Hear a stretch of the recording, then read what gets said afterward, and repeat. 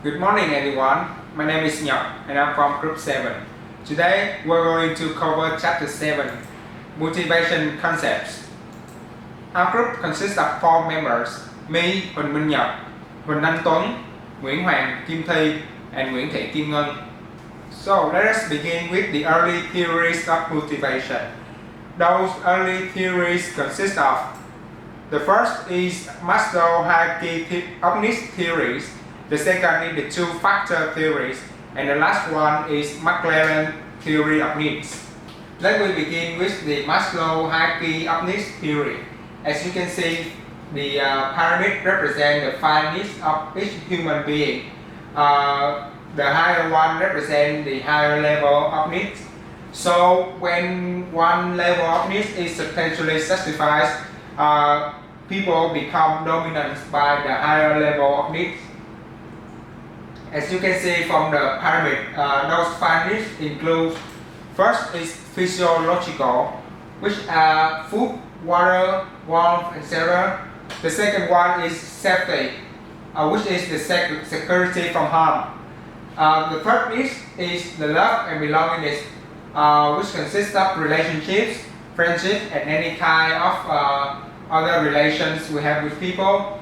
And the number 4 is esteem, which include internal factors such as self-respect, autonomy, achievement, and external factors such as status, recognition, and attention. The highest level of needs in the Maslow hierarchy pyramid is the self-actualization, which includes the growth and the achieving one's full potential and the self-fulfillment. So the Maslow hierarchy of needs theories has become widely recognized since a long time ago, and it has also been backed up by many research. However, many other research doesn't agree with this model, especially when it is applied to the diverse cultural situation. However, since this Maslow model is logical and easy to understand, it still remains popular among practicing managers. Next, we move to the two-factor theories. When being asked what is the opposite of satisfaction, what will you think? I'm really sure the answer is dissatisfaction. Well, this is common and this is called the traditional view. However, according to Herzberg, those are 2 different things. The opposite with satisfaction is no satisfaction, and the opposite with dissatisfaction is no dissatisfaction. That's why it's called the two-factor theories, because he views dissatisfaction and satisfaction as 2 separate things. So, according to Herzberg, job satisfaction is influenced by motivator factors. Those are achievement, recognition, responsibility, the work itself, advancement, and personal growth. So, if a manager wishes to increase the job satisfaction of his employees, he needs to focus on improving the motivator factors. When referred to job dissatisfaction, if one wishes to improve to eliminate the job dissatisfaction, he needs to focus on improving the hygiene factors. Those factors are the working conditions, the co-worker relations, the policies and rules, supervisor quality, and base wage salary. The last of the early theory of motivation is the McLaren theory of needs. Unlike Maslow hierarchy theory of needs, which are mostly related to survival, the needs in McLaren theory are more like motivating factor. And those needs are the need for achievement, denoted NH, which is the drive to excel, to achieve in relationship, to a set of standard. The second one is the need for power, denoted N-power, the need to control others or to get desired things done in your ways. And the last is the need for affiliation, denoted NF, which is the desire for good relationships. So there are many research that provide the characteristic of each need. First are the high achievers. High achievers prefer to do things with 50-50 chance. They dislike gambling because if they succeed, they will say due to pure chance. They also dislike things with high percentage of success because it is not challenging enough for them.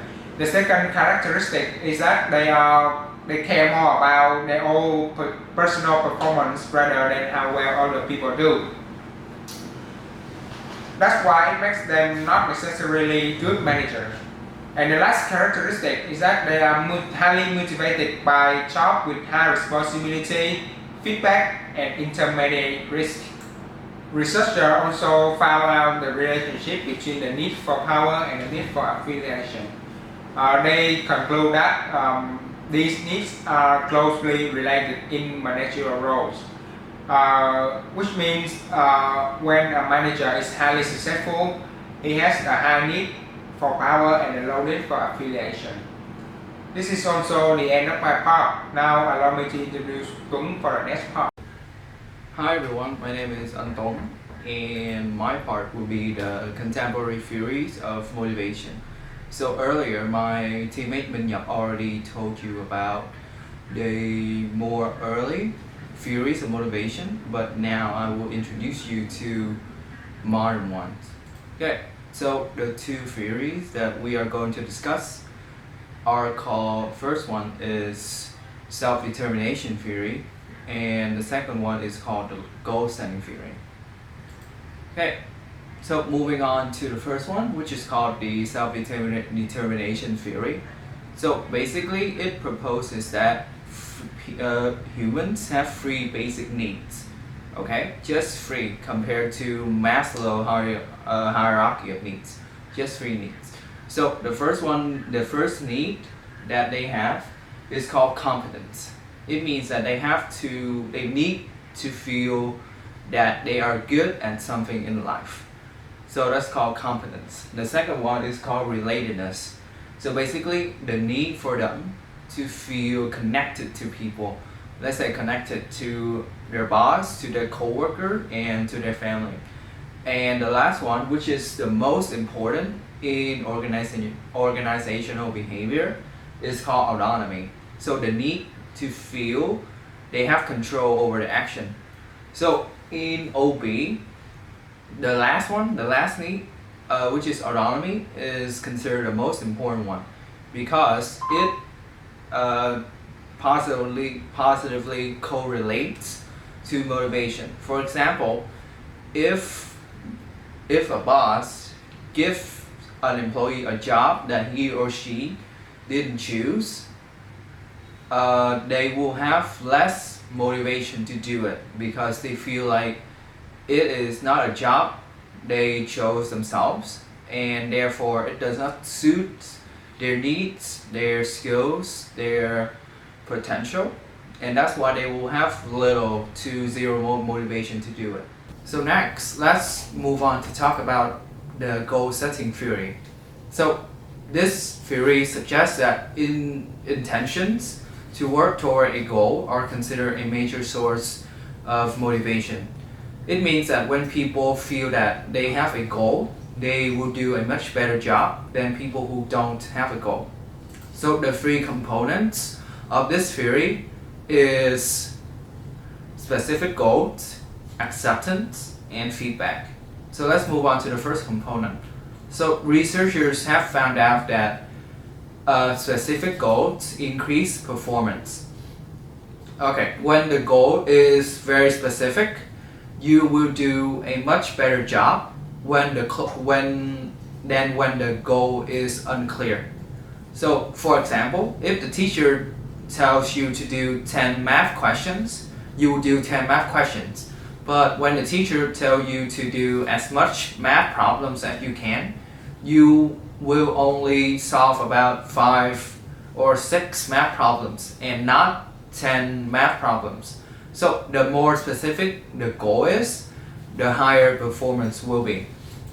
So the next one is called acceptance. So when you accept a difficult challenge or a difficult assignment in a company, you will be more likely to succeed, because when you accept something, let's say a task in a company, it shows that you are confident, and it shows that you think that you are able to do it. And when you are able to do it, you will impress your boss and will bring you many benefits in the company. So acceptance of difficult goals will increase performance. So the last one is called feedback. So feedback also is shown to increase performance. So let's go back to the math example earlier. So when, let's say when you are doing the 10 math problems, your teacher goes by and tells you where you are wrong, right? And after he shows you that you are wrong, he tries to improve it. He shows you that there are better ways to solve this problem. And when he shows that you can do better, you feel like you are improving at the task. So when you feel like you are improving, you will be more likely to solve all of the 10 questions, because after you solve 10 questions, you will feel that you have already improved at math and you are better at math than you were before doing the 10 questions. So next, let's talk about a very important application of the goal setting theory. It is called management by objectives, or MBO. So when companies implement MBO, they divide big organizational goals into smaller ones so that the managers and employees can execute the smaller goals in every level of the organization. So next, I have prepared for you a diagram of the MBO process. So if you cannot see it, I will show it on the screen for you. So basically, the first one, there are 5 steps in this MBO process. The first one is setting organizational objectives. So this step is usually for top managers like CEOs and CFO, and they set the plans and they set the goal, the objectives for the whole company. Like, should they invest in a new product chain, or how much growth should the company have this year? So the next step of the MBO process is to cascade objectives to employees. So I will show you how to cascade objectives to employees in the next slide. But basically, when you cascade, you divide very big goals into smaller ones. Like top managers divide the goals for middle managers, and the middle managers will divide the goals for employees, right? So when they divide the goal like that, the next step is to monitor. So the middle manager will monitor the employees to see if they are doing a good job or not, and the top managers will monitor the middle managers to see if they are doing a good job. So basically, when this step monitor is done, the employees will report to the middle managers, and the middle managers will report to top of the line managers. So after you monitor them and after you report it, you come to the next step called evaluate performance. So the middle managers will evaluate the performance of the employees, and the top managers will evaluate the middle managers' performance. So, and if that performance is good, then the employees will be awarded, and the middle managers will be rewarded, and the top of the line managers will be rewarded as well. So basically, when you're done with this step, you will start to set the next organizational objectives. So I already told you about cascading objectives, right? But to give you a more detailed look into how this step works, let's see the next slide. So I don't know if you can see the next slide or not, but if you can't, I will show it on the screen for you. So basically, we will start with the overall organization objectives, right? So this is usually the very big goal. set by the CEO or the CFO, right? So when you already set a organizational objective, you will come to the next part, the divisional objective. So in this company, there are only two divisions, the consumer products and the industrial products. So from organizational objectives, you would divide it into two different objectives for each division. And in each division, you will have other departments, and that is the next level, the departmental level. So let's say, for example, the consumer products division, from one goal, from one divisional objectives, they divide it into three departmental objectives for production, for sales, and for customer service. And that is the third level of organization. No objectives, right? But for the last one, it's called the individual objectives. Like from the departmental objectives, we will divide the objectives into even smaller ones. So let's say someone in sales, right? So the smallest objective for an employee working in the sales department is to, let's say, make 50 sales a day, right? So basically, we have four levels. To sum up, we have four levels of objectives: overall organizational objectives, divisional objectives, departmental, and individual objectives, right? So that is called cascading of objectives. Okay, so that is the end of my part, and now my friend will continue to tell you about the other contemporary theories of motivation. Thank you. Hello teachers, my name is Thi. At the beginning of my part, I would like to thanks for your watching our video presentations. In my part, I would like to talk about three other theories of motivation concept, include self-efficacy, reinforcement, and expectancy theories. At the first, I will talk about the self-efficacy theories was developed by Ambriel and claim an individual belief that they are capable of performing a task, and it also known as social cognitive or social learning theories. This theory is a complement to the goal-setting theories and it incorporates goal into the process. With a higher efficiency, it related to greater confidence, greater persistence in the face of difficulties, and responding to negative feedback with working harder, not sitting down. The higher efficiencies, the more confidence we have in the ability to succeed. This theory is able to create a positive spiral in which those with high efficacies become more engaged in their task. Feedback influence self-efficacy. Individuals with a high in self-efficacy seem to respond to negative feedback with increased effort and motivations. Other people low in self-efficacy are likely to license their effort after negative feedback. Managers can bring goal-setting theories and self-efficacy theories together in order to have their employees achieve high level of self-efficacy. There are some sources of self-efficacy. The first thing is the mastery of task or skill.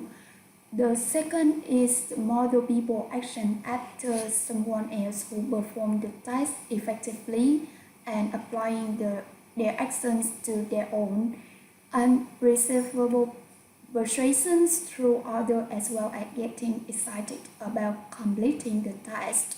Those several ways will increase self-efficacy and it affect people's performance or behavior.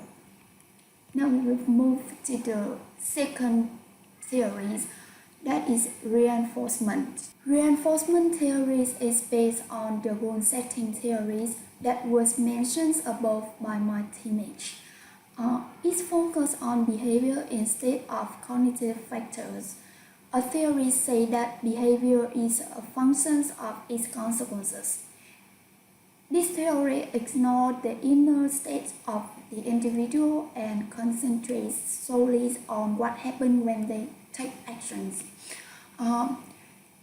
Two theories related to these theories that the first one is the operant conditioning theories, probably the most relevant component of reinforcement theories for management, and argue that people learn to behave via something they want or to avoid something they don't want. The concept of operant conditioning was part of behaviorism theories, which argues that behavior follows stimuli in a relatively unthinking manner. Behaviorism rejects feeling, thought, and other states of mind as cause of behavior. The second theory related is the social learning theories. That is the view people are able to learn through both observations and direct experience. People can learn through watching model parents, teacher, manager, college, and anyone else. There are four processes determine their influence on an individual. The first one is attentional. That is, people learn from a model only when they when they recognize that and pay attention to its critical features. People tend to be most attracted by models that are important or similar to them. And the second is the retention process. That is, a model influence depends on how well the individual remembers the model action after the model is no longer readily available. The third process is the motor reproduction process. Demonstrate that person has the ability to perform the mode activity. And the last process is reinforcement. This theory is not technically a motivational theory, rather it is a method used to analyze behavior. It is important to keep in mind that reinforcement does impact behavior, but it is not the only factor that does so. And the last theory I want to talk that is the expectancy. That is the most common used and widely accepted theories of motivations. This theory claims that the strength of a tendency to act in a certain way is dependent on the strength of the expectations that they will receive a given outcome and that the outcome is desires. Employees are willing to work harder if they believe that their action will get them an outcome they desire. For example, employees are willing to work long and hard hours if they know that they will be rewarded through promotion, recognitions, or pay in response to their hard work. This theory focuses on three relationships: the probabilities that the individual perceives to expecting a given amount of effort will lead to performance. That is the effort-performance relationship. And performance reward relationship, that is the degree that the individual believes performing at a particular level will lead to the attainment of the desired outcome. And the last relationship is the reward personal wants. That is the degree to which the organizational reward satisfy an individual personal wants or need and the attractiveness of those potential rewards for the individual. Expectancy theories help people to understand why a lot of workers are not motivated on their job and do only the minimum necessary to get by. That's the end of my part. I hope you still stay here to continue to watch our clip with the other part will be presented by my partner. Thank you. Hello everyone, my name is Kim Ngan and I am a member of Group 7. And now I'll continue with another theory of motivation. It's equity theory, or more broadly, organizational justice. So first of all, equity theory is the theory that says individuals compare their job inputs and outcomes with those of others, and then respond to eliminate any inequities. To be more specific, outcomes here are what employees get from their job, like salary, promotion, recognition, or just even bigger office. And inputs are what they put into, for example, their effort, experience, or education. And I'll give you an illustration for this theory. For example, A and J are working at the finance department of an insurance company.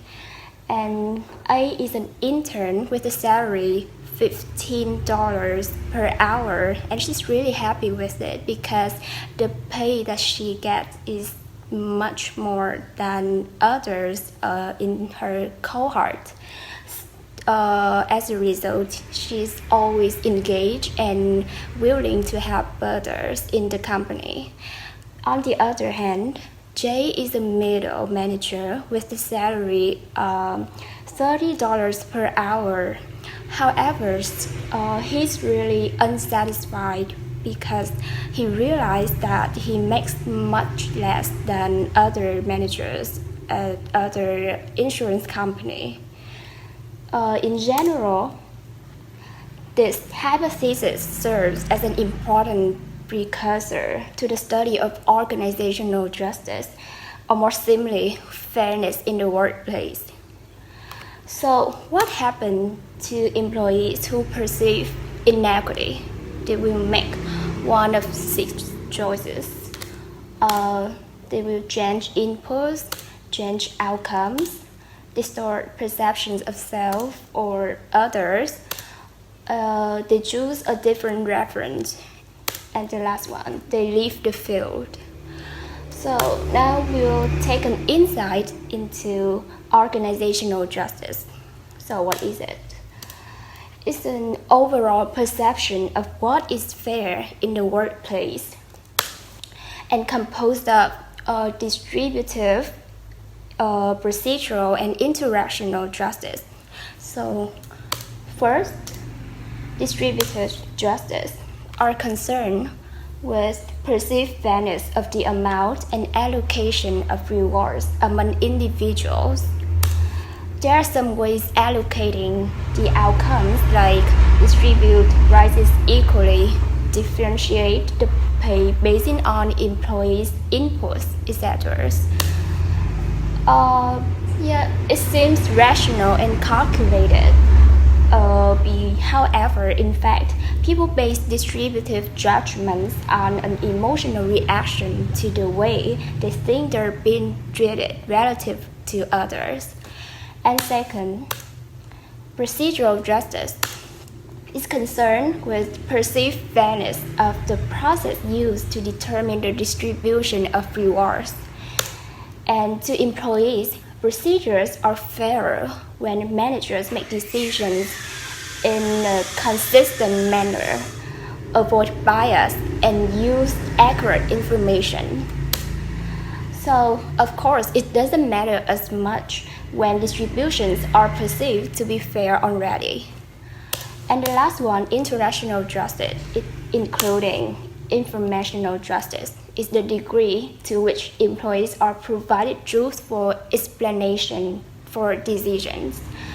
The more detailed and candid managers are with employees, the more fairly treated those employees may feel.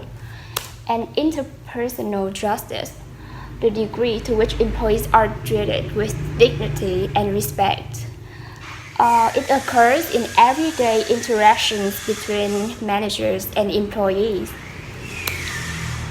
So now we may wonder how much this justice affect the employee's motivation? And the answer is a great deal.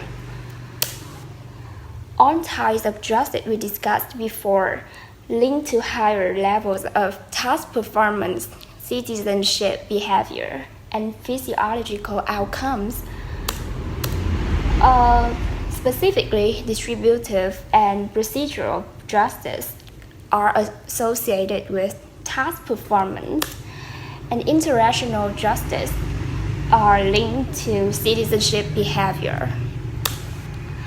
So we can see that fair treatment plays such an important role in any organization, and because it enhances commitment of the employees to the organization and lets employees feel that it cares about their well-being. And when the employees trust their supervisor more, they will reduce the feeling of uncertainty of being exploited by the organization. So how the organization ensure justice?